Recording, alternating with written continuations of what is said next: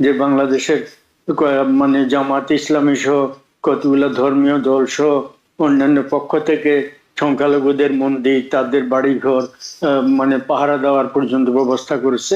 ফলে জনগণ বাংলাদেশের সংখ্যালঘু নির্যাতনের বা তাদের উপর অত্যাচারের এটার পক্ষে না, এবং সরকারও তার পক্ষে।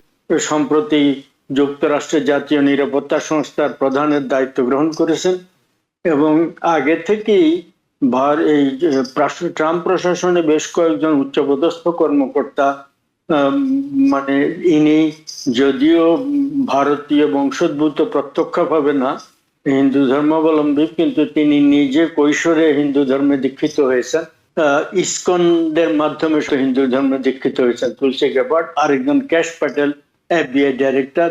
এই দুইজন খুব মানে অত্যন্ত মানে স্পর্শকাতর সিনিয়র ইন্টেলিজেন্স অফিসিয়াল ট্রাম্প প্রশাসনে থাকায় আগে থেকে একটা উদ্বেগ হয়েছে যে ট্রাম্প প্রশাসনের উপর তাদের প্রচন্ড প্রভাব থাকবে এবং তারা বাংলাদেশের বিরুদ্ধে ভারতের বক্তব্যকে বেশি গুরুত্ব দেবে।